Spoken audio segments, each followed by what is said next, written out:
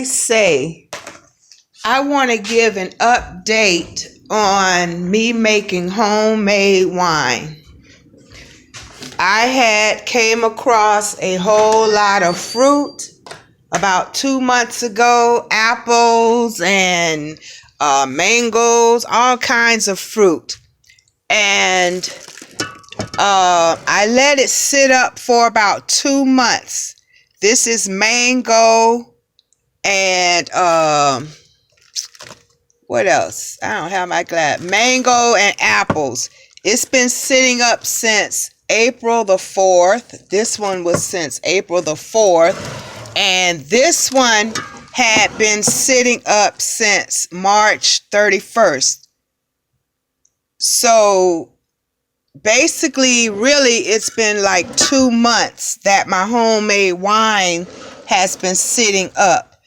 And again, I don't care what nobody say. I did not at one time put in the yeast, sugar, because that to me didn't gravitate to my spirit. I didn't want to add no yeast. I didn't want to add no sugar.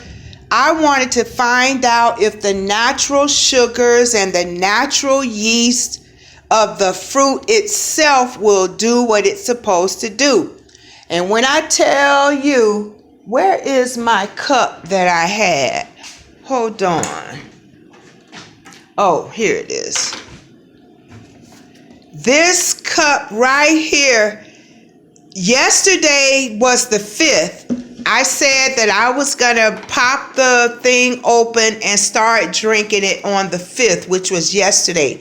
Yesterday, I didn't get much of any type of, it didn't impress me at all. But today, I guess I drank, I don't know, but I drank all of this. And when I tell you I'm feeling bubbly and I'm feeling lovely. So it works. Natural fruit, fermenting in its own yeast, its own sugar. Yes, it ferments into wine. And I'm a witness. I'm feeling like I'm talking with my head slinging and stuff. But anyway, on a different topic, I want to share the notes that was given to me. And right now, this view is of my kitchen window, the side of the roof on my other part of the house. But anyway, some of the notes that was given to me through the week was stay in alignment. I spoke on that, meaning the shortest difference between 2 points is a straight line. So God is asking us to stay in a alignment. Stay in your love, stay in your peace, stay in your positivity, stay in your joy, stay in high vibrating frequencies to make this stuff that we're going through a short distance and not make it something that's taking forever for us to get on the other side. Oh, yeah, and to bring that up, because I don't think I wrote it down. My spirit early this morning said, see you on the flip side. And what I felt like God was saying, see you on the flip side, is all of us that's going through the trials and tribulations, the crucifixions and things like that. Hey, we rejoicing now, but we're going to enjoy the physical manifestation on the flip side of this thing. So look forward to seeing you on the flip side. I love it. I love it. I love it. But back to my notes. One of the things I wrote down was, Father, have him bring. Oh, yeah. I just explained this to my daughter. The guy, the man that stays next door to me, he grows marijuana, and I asked him for some seeds. He told me no. In other words, the answer was no. So I guess because he didn't have that many or whatever reason. So I came back in the house, and it was like I was like saying, Father, have that man to give me some weed seeds. And all of a sudden my spirit convicted me. That is something that we're not in the business of doing. Commanding the spirit to make somebody else do something. That's a form of witchcraft, sorcery, black magic, whatever words we're going to call it. But that's not of the positive God, divine manifesting we want in our lives. Everybody has a free will. That man had the free will to tell me no. It was not in my power to make God or whoever, angels, ancestors, or universe, make that man give me no weed seeds, no marijuana seeds. So I had to change the direction of that prayer. Immediately my spirit convicted me to say, if not him, somebody else. Let it come from somebody or someplace else for me to grow marijuana, to have marijuana seeds. Yes, we're not in the business of commanding and forcing and sending out powers to have a human being change their will. Every human being has a free will. Let their no be no and their yes be yes. It is not our business to play God in making that we won't like the consequences that we sow and reap from that type of manifesting. Everything is of a free will, not to force another human being to change their will. Another thing that God brought to my attention, where it says, the Father said about that 3-year level. That was about 3 or 4 days ago. I heard the words in my spirit about that 3-year level. And I didn't know what God was saying. I didn't know what was being, what was he meaning about that statement. So a couple of nights ago, I was reading in the Word regarding, let me see. I was reading somewhere with Jonah. And Jonah was having something regarding the ships. Jonah, the 3-year level, the 3 years showed up with me reading in the Bible regarding ships. And maybe not even a month ago, God was saying something, and it's been rehearsing in my spirit, something regarding ships. So now ships is showing up in the Word, and then 3-year showed up in the Word, connecting with the ships. So I'm like, okay, I'm starting to see what you're saying. So regarding Jonah and the ships, Jonah was being mischievous. He didn't want to do what God told him to do. So he tried to run away from what God was telling him to do. And he tried to escape in a ship. And that ship was headed towards Tarshish. It's a Hebrew word, Tarshish. The word Tarshish means, and the scripture that I'm coming from is Jonah 1:3. Jonah 1:3 was talking about Jonah trying to escape what God told him to do. And he jumped into a ship that was headed to Tarshish. And Tarshish means examination, beat down, shatter, breaking, subjection. And right about now, I think a lot of us are feeling like we're beat down, like we're breaking, like we're shattering, like we're coming into subjection, like we're going through examinations. That's the energy that's kind of in the spirit realm of what's happening, that before things manifest to its fullest, we're going through a sifting, a shattering, a breaking. And that's that ship either headed to Tarshish or headed from Tarshish. The ships are either coming from the breaking, the tearing down, the shattering, the subjection, the examination.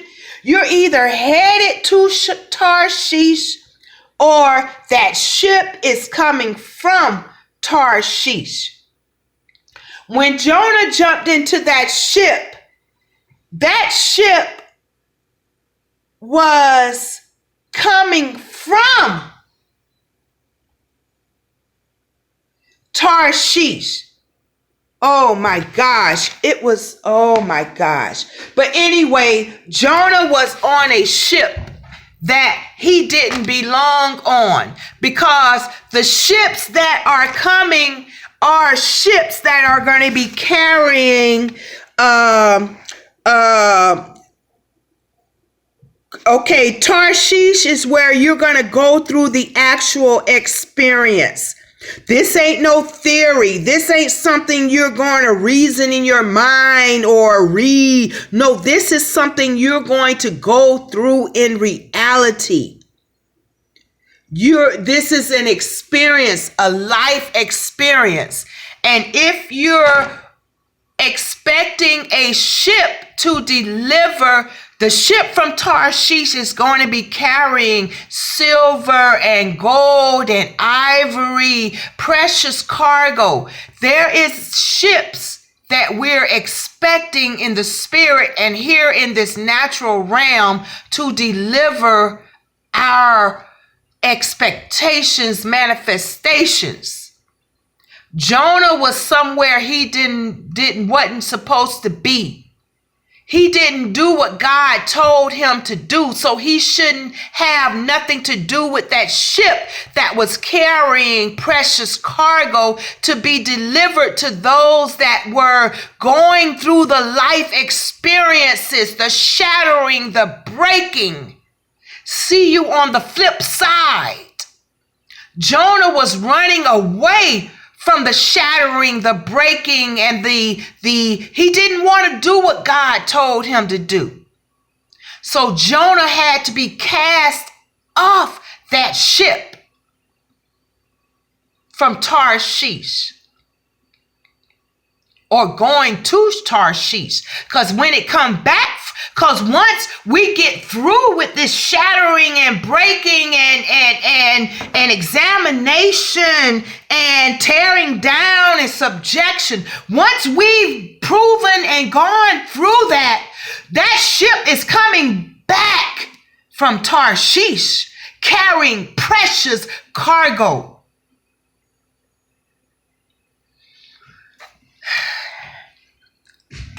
To them that have ears to hear, let them hear. Jonah was on a ship that he was not supposed to be on. You didn't go through what you were supposed to go through and come back on the flip side. You were on somewhere and trying to get to where it wasn't for you to have. And I'm hearing thundering. So there are those that will have gone through this Tarshish breaking, thunder roar.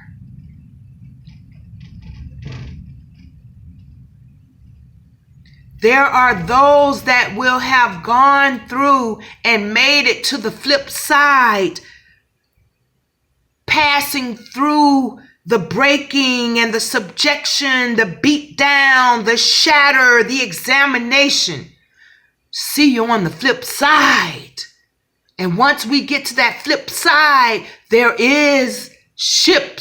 are ships that will be delivering our manifestations, our rewards, our reaping what we've sown.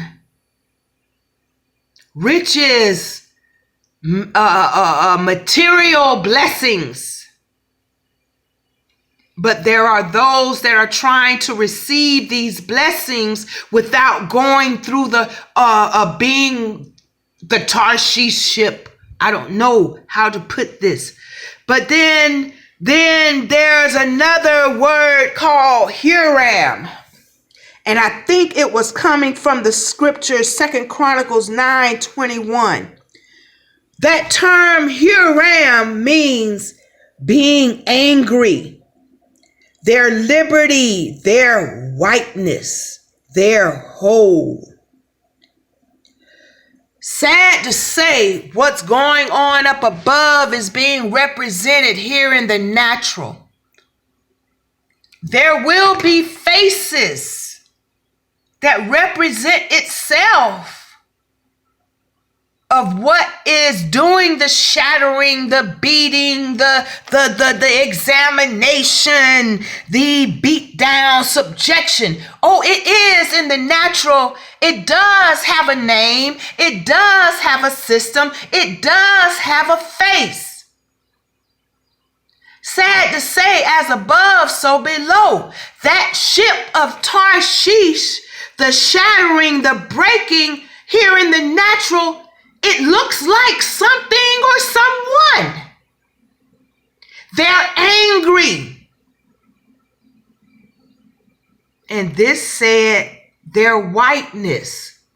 So a lot of our breaking and beat down and shatter and subjection is coming through, sad to say, whiteness. Put it how you will. I'm not here to break that down. But yes, as above, so below, things are being appeared here in the natural, in faces, in complexions, races, systems. What does your beat down, your shattering, your breaking, your subjection, what form is it showing up in your life? All of us may be going through same lessons, but through different vices, systems, people, things. But once we've proven the ships of Tarshish, we could be going through the breaking, going through the beatdown, going through the shattering. But just remember, see you on the flip side. That same ship of Tarshish that did all of that breaking and beatdown, that same ship has got to deliver precious cargo, silver, gold, ivory, whatever the case may be, our manifestations, the glory. To them that have ears to hear, let them hear. See you on the flip side. Have a blessed day.